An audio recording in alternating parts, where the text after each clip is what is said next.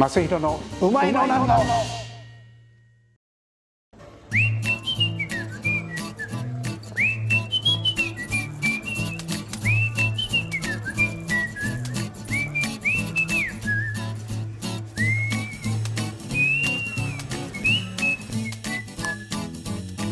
うまいのなんのの正弘です。今回はピッツァであります。ピザじゃなくてピッツァですよ。名古屋までやってまいりました。大須です。ここに、ピッツァの名人がおりまして、その名人が焼くピッツァをどう美味しく食べたらいいかっていうのを皆さんと一緒に味わいたいと思います。ご覧ください。うまいのなんの。以前一回伺っていただきながら、またのこのこやってきて。いやいやいや、もうありがとうございます。いや、今度はなぜかっていうと、食べる側がはい、素晴らしいピッツァを美味しくいただいて達人になるためにはどうしたらいいか。ピッツァの達人になりたいと、はい、私は。食べる方の達人。そうそうそう。はい、いや、僕は他の召し上がってる方も時々見ると、はい、2人で2枚いきなり出てきて、はい、急いで食べるならいいんだけど、おしゃべりしながら少しずつ食べてる人見ると、なんか作ってる人の気持ちとピッツァにかわいそうだなって思ったりなんかするんですよ。そうです。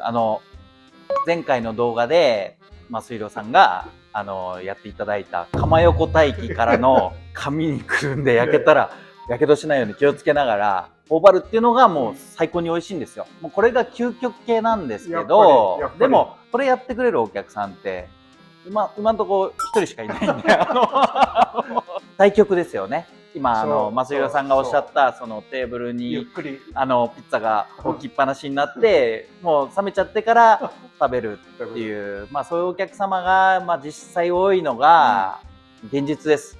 それでも美味しく食べていただけるピッツァを準備するのがプロの。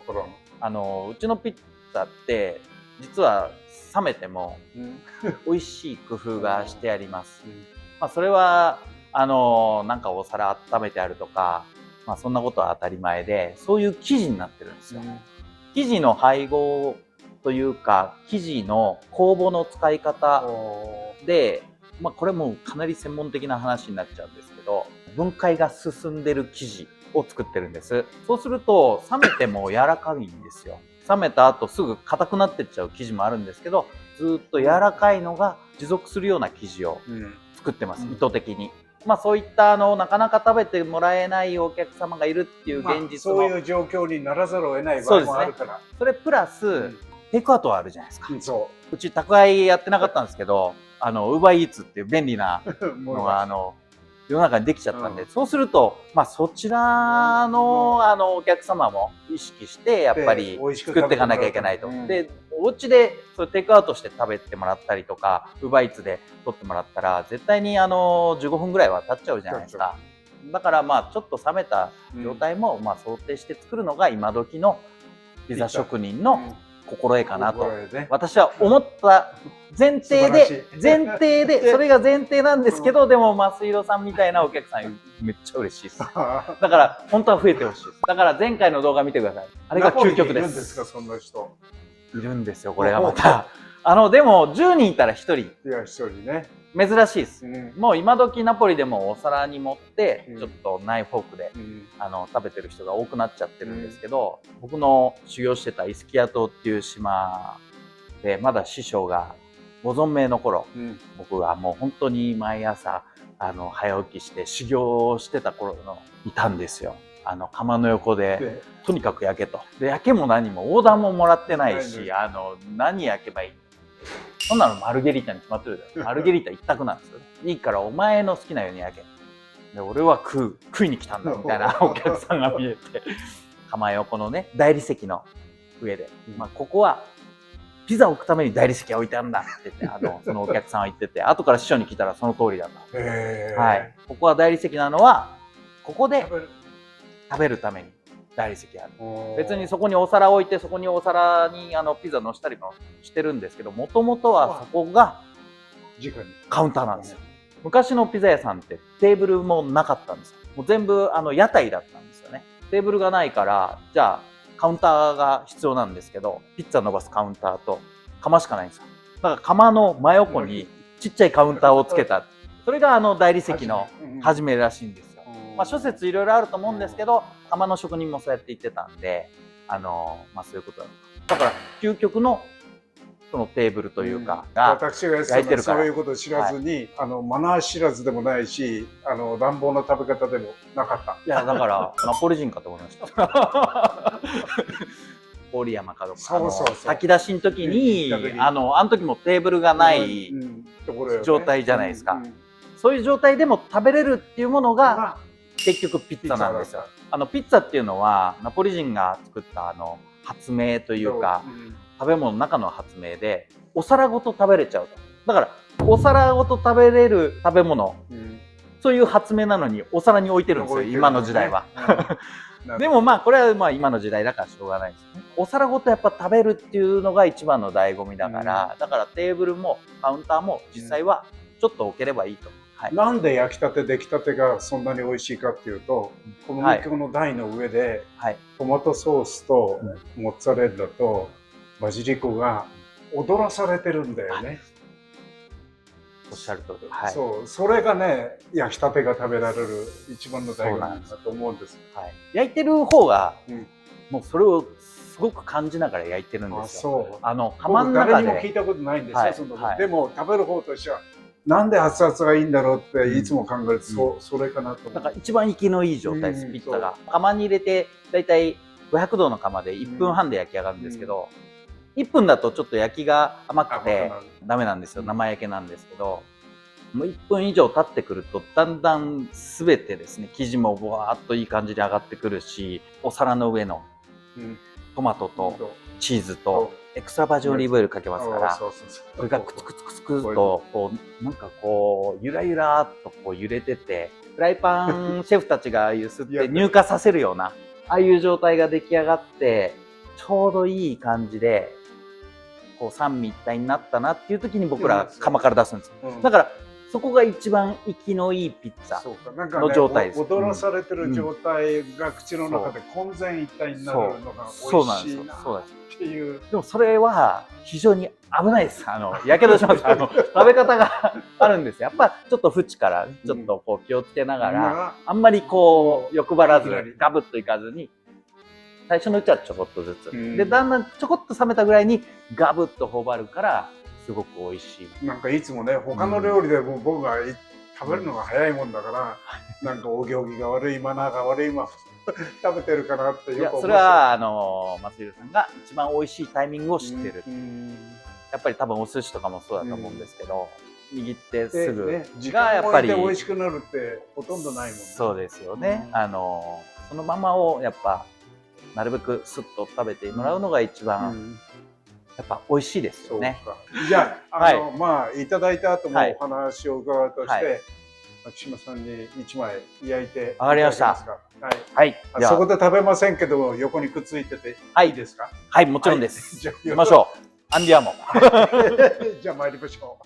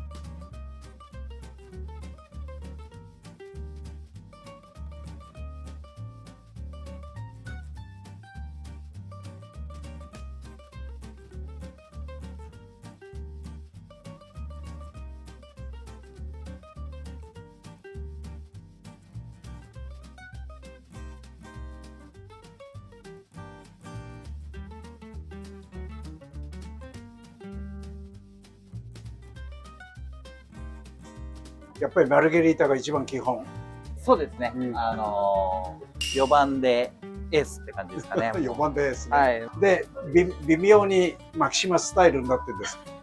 そうですね。これマルゲリータもほぼほぼ世界中職人たちは同じレシピで作ってるんですけど、同じマルゲリータ1枚もないって言われてます。やはり職人ごとにやっぱり独特のこだわりっていうのがあって、なんかなぜかそれがちゃんと現れるのがピッツァっていう食べ物で、多分お寿司とかもそうだと思うんですけど、マグロの握りとかでも一緒だけどレシピは全員違うじゃないですか。あれと同じことだと思います。はい。こう見えて僕のこだわりが、例えばトマトの塗り方とかも、僕ムラがあったと思うんですが、あれわざとムラつけてるんですよ。なんとなくそんな感じがしたんで。例えばこんなようなこととかも常に工夫して、あとはこの釜どういうコンディションで、どのコンディションの、生地を伸ばしてで焼いていくかっていうのも、これ職人によってまちまちなんで全然違いますね。あとこの指の跡っていうのが絶対つきますね。はい。なるほど。麺棒使わないので、ナポリピッツァは手だけで使って伸ばしますので、あとこうやってつまんだところがちょっとこう焦げになったりとか、逆にこういうのつけない職人もいますから。はい。いきます。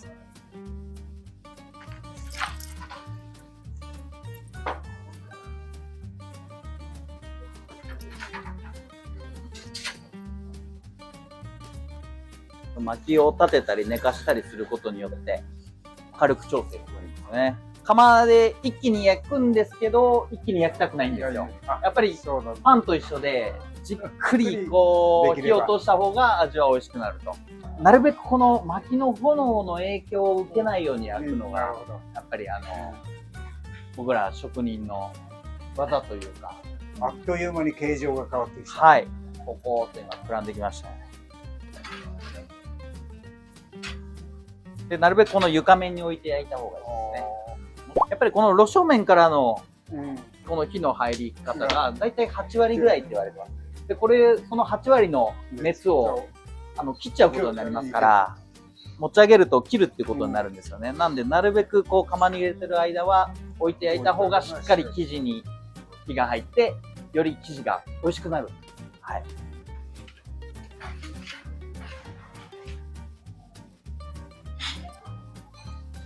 もう焼き上がりです。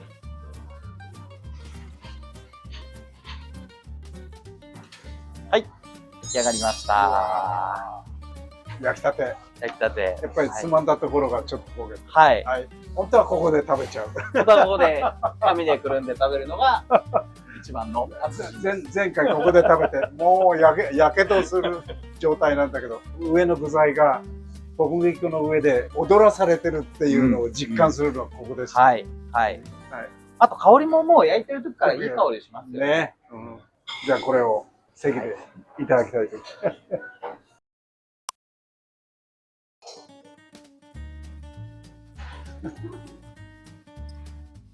ます。来た。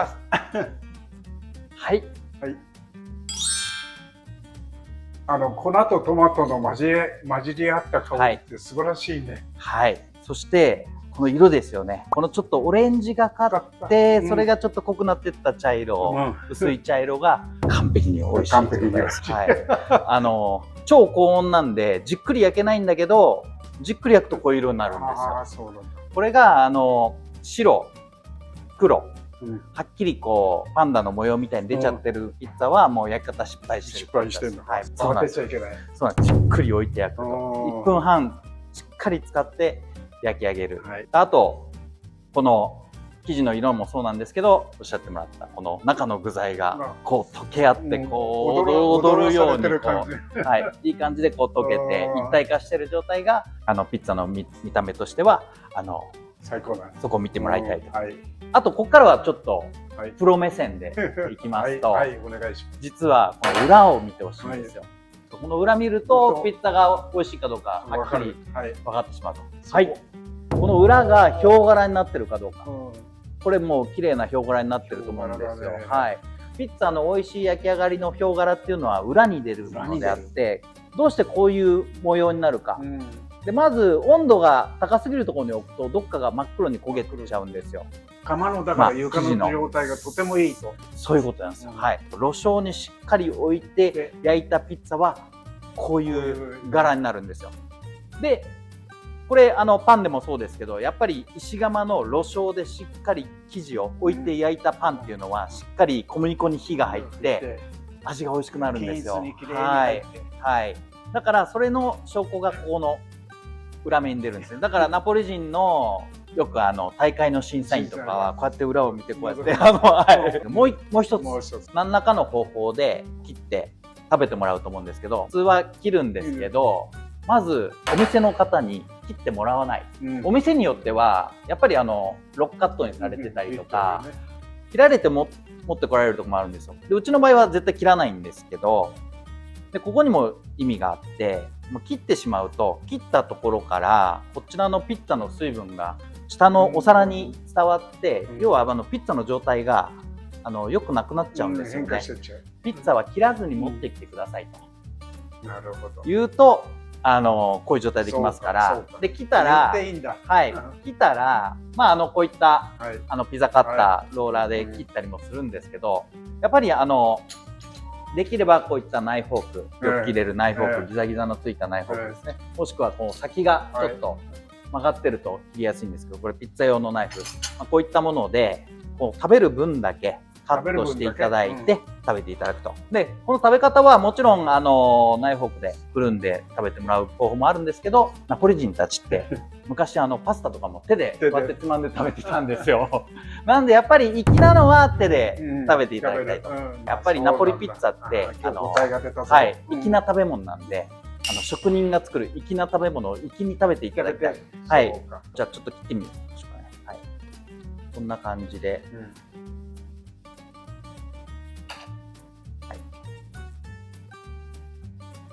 はい。ね。あんまり小さく切らない方がいいですね。はい。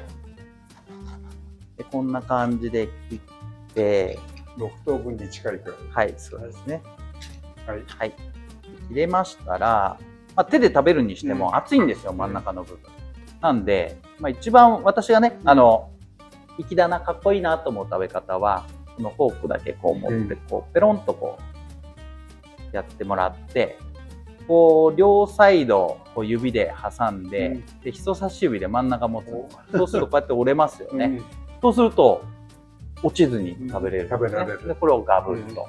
でもちろん、この縁も厚いですし、もうちょっと小さく切りたいよっていう時はこのまま巻き込んじゃってください。ぐるぐるぐるっとちょっとロールピッツァ状態をここで作って、で一口大にこうやって切って食べていただくと。こんな感じですかね。なるほど。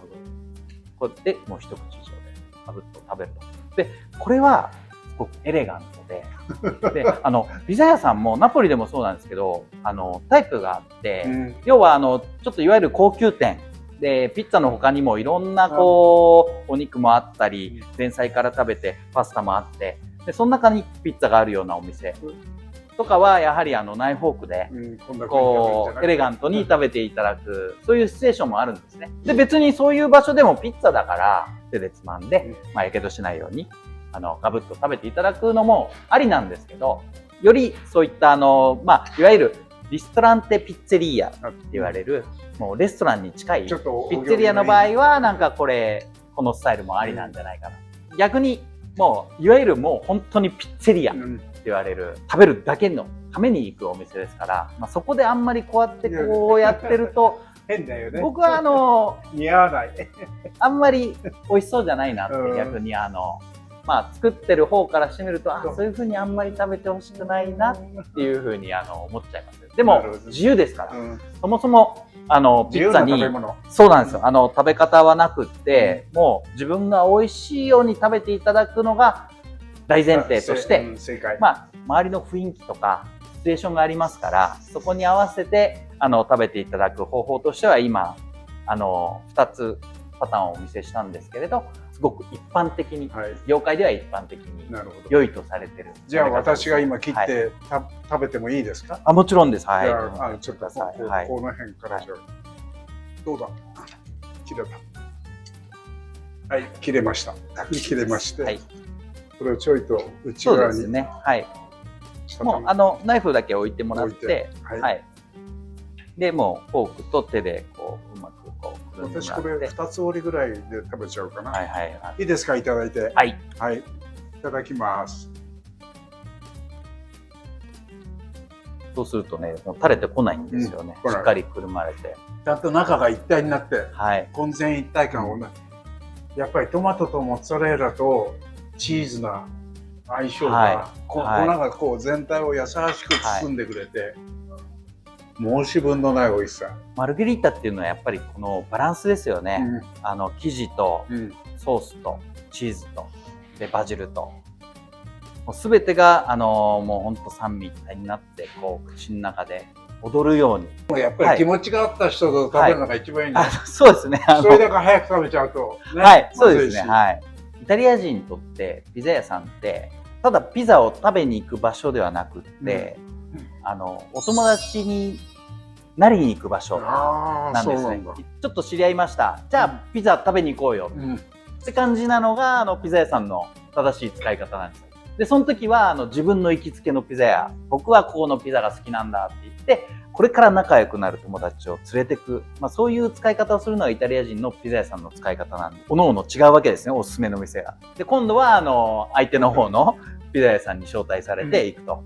でそこで一人1枚ずつわけわけするわけでもなく食べるんですよ。一人1枚ずついろんな会話をしながら仲良く食べるっていうのがピザ屋さんの正しい使い方であって、で私の師匠にすごくいいことを教えていただいたんですけれども、ピッツァという食べ物は真ん中にピッツァがあると人と人を仲良くする、なるほど、そういう魔法の食べ物だと。なんで人と人の輪をつなぐ、そういう食べ物である、そういう幸せの食べ物を我々は作っているという、そういう心意気でピッツァを焼きなさいっていうことを学んだんですけど、まさしくそういうことで一緒に行った人と仲良くなれる、そういう食べ物であって、そういう場所がピッツェリアだ、そういう場所でピッツァを食べるからより人生が豊かになる。やっぱりナポリ人というかイタリア人の、ね、スピリットの一番大事なところを代表してくれてる食べ物。はい、そうですね。だからイタリア人らしい食べ物、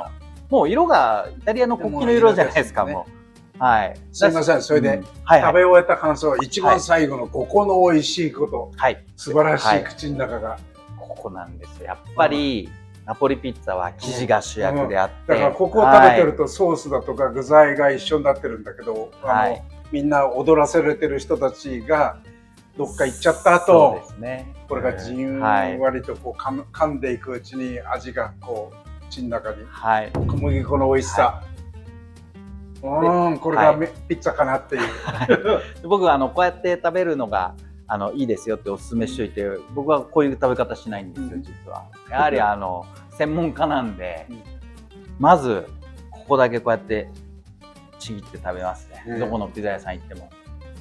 でここだけまず食べる。素晴らしく美味しいこうやって咀嚼しまして、ちょっと口の中と空気と合わせて、あと生地の中の空気も一緒になって、で咀嚼した後に生地をもちろん味わって飲み込んだ後、口をつむって鼻から息を吸って吐く。でその時に小麦粉の香りがふわーっとこう浮き上がってくるのが本当にいい生地を作った焼き上げた証拠になるんですね。でこの香りを出すためにはまず正しい熟成、発酵熟成を取らなきゃいけない。焼きも正しく焼かなきゃいけない。そもそもその生地を作る前の小麦粉選びから間違えてしまうとダメだと。この3つですね、ポイントは。まず小麦粉、生地が主役ですから、生地の主成分である小麦粉選び、そして発酵と熟成、正しく焼き上げる。この3つが相まみえると余韻に残る、そういう香り高いピッツァが焼き上がって、私の場合だと求めてしまうので、まずはこの生地だけを食べる。クレープもなんか上に飾り立てるのばっかりにみんな気がいっちゃって、ね、やっぱりクレープの土台が美味しくなかったら何の意味もない。もうピッツァもお寿司もそうだなと思いますよ。下のね、酢飯が美味しくなかったらどんなに上のマグロが美味しければね、お寿司と本当に美味しいよ。ピッツァの発祥の地であるナポリのピッツァですから、やっぱりナポリの小麦粉をやっぱり使わないとなかなか本物の味は出せない。出せたとしても結局はコピーになってしまう。うん。なんで、私はもうナポリから小麦粉から取り寄せるのが正しいと思ってます。で、もちろんこれはナポリの小麦粉を使ってるんですけれど、で、何を使ってほしいかっていうと、軟質小麦の小麦粉でナポリピッツァを焼いてほしいんですよ。でも日本のほとんどのピザ屋さんって糖質小麦なんですよ。なんでかっていうと、これ発酵生地なんで、要は高いプロテインの数値が必要なんですね。で、そうすると、いわゆる強力粉じゃないですか。で、強力粉で結局日本のメーカーで探すと、ほとんどがアメリカ産だったりとかカナダ、オーストラリアの硬質小麦になってしまうんですね。ナポリのピッツァですから、ヨーロッパ産のやっぱり赤軟質小麦ですね。これの香りなんですよ、ピッツァの香りって。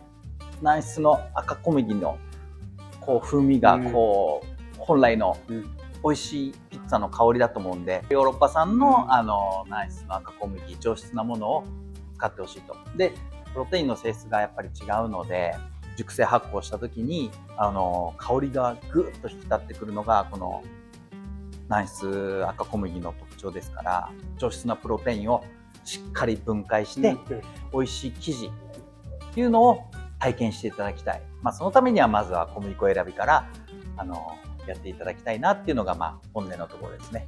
もうちょっと深い話をしますと、実はマルゲリータ4番でエースなんですけど、またいいのがあるんですよ。ぜひ食べていただきたいのがマリナーラっていうのがありまして、チーズが乗ってないナポリピッツァでもっとシンプルです。マルゲリータが生まれたのが1889年って言われてるんですけれど、それより前から食べられてたけど、マルゲリータっていう名前がついたのが1889年ですね。